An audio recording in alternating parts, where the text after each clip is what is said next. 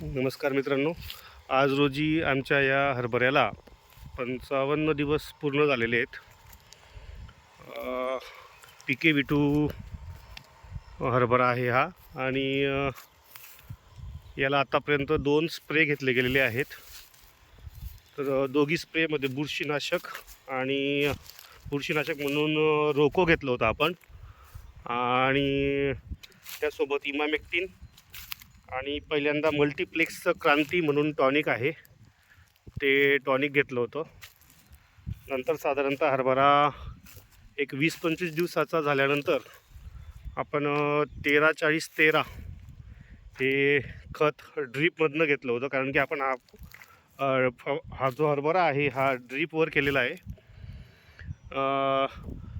13-40-13 सोडल्यानंतर साधारणतः त्याला आपण पाण्याचा व्यवस्थित नियोजन केलं आहे. साधारणतः 3 ते 4 पाणी दिलेले आहेत आपण ड्रीपवर.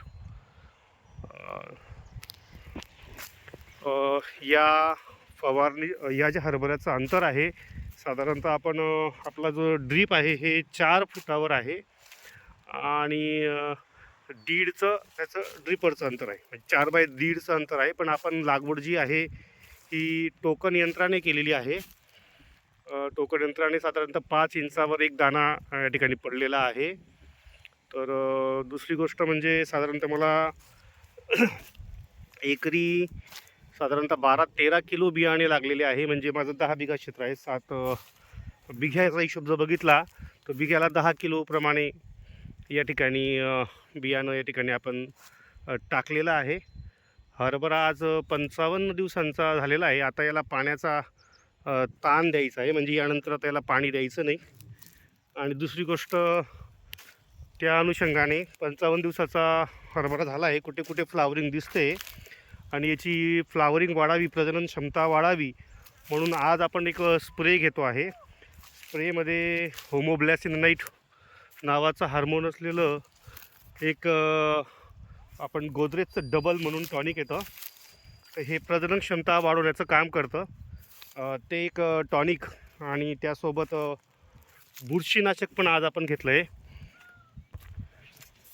आज आपण बुरशीनाशकची ग्रेड जरा बदलवली आहे. 2दा मी रोको घेतलं होतं, पण आज आपण व्हेस्पा म्हणून येतं GSP ॲग्रो सायन्सचं.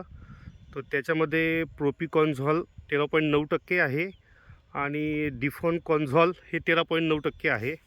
असं हे म्हणजे लिक्विड फॉर्ममधलं बुरशीनाशक आज आपण घेत आहोत. नंतर त्या ठिकाणी आपण बघायला गेलो तर गोदरेजचं डबल हे होमोग्लॅसिनाइट नावाचं हार्मोन आहे, हे पण आज आपण याच्यामध्ये स्प्रे करत आहोत.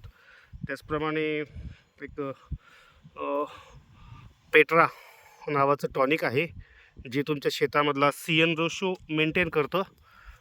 ते पण आज आपण या ठिकाणी घेतलेलं आहे स्प्रेमधनं. म्हणजे आज स्प्रे सुरू आहेत, आणि माझ्या पूर्वानुभवावर असं वाटतं आहे की हा स्प्रे घेतल्यानंतर या प्लॉटमधील प्रजनन क्षमता चांगली वाढून मला फ्लावरिंग चांगल्या प्रकारे दिसेल. कारण की मी यापूर्वीचा जो माझा प्लॉट आहे त्या प्लॉटमध्ये डबलचं तो घेतलं होतं. तर त्यानंतर तिथं फ्लावरिंगची संख्या खूप जास्त प्रमाणात त्या ठिकाणी वाढलेली होती. सुरुवातीला मी असं नियोजन केलं की मला जोपर्यंत त्याची वाढ होऊ द्यायची होती तोपर्यंत मी पाण्याचा ताण दिला नाही. आज रोजी बघताय आपण माझी 4x4चं जे ड्रीप आहे ते पूर्णपणे झाकलं गेलं आहे, आणि त्यामुळे आता मी याला पाण्याचा ताण देऊन त्या ठिकाणी फ्लावरिंग किंवा घाटे स्टेज येईपर्यंत 50 ते 60% घाटे भरेपर्यंत नवीन काही पाणी देण्याचा विचार नाही. तुम्ही बघू शकतात हा संपूर्ण प्लॉट एकसारखा दिसत आहे. एक मागे पुढे 2-4-5 दिवसाचं अंतर आहे प्रत्येक प्लॉटमध्ये. तुम्ही बघू शकतात पूर्ण 8 एकरचा हा प्लॉट हरभऱ्याचा आपण ड्रीपवर केलेला आहे. आणि वातावरणाची आतापर्यंत साथ मिळाली, पण आज जर वातावरण क्लाउडी दिसतं आहे, त्या अनुषंगानेच आपण बुरशीनाशकचा स्प्रे घेण्याचा निर्णय या ठिकाणी घेतलेला आहे. पाण्याचं नियोजन करत असताना बरेच यूट्यूबर्स सांगत असतात की पाणी 2 द्या 3 द्या, परंतु माझा अनुभव असा सांगतो, कारण मी पण हरभरा करत असताना माझा अनुभव असा असं म्हणजे माझं लक्षात आलं की प्रत्येकाने तो नियम नाही वापरायचा की 2 पाणी 3 पाणी.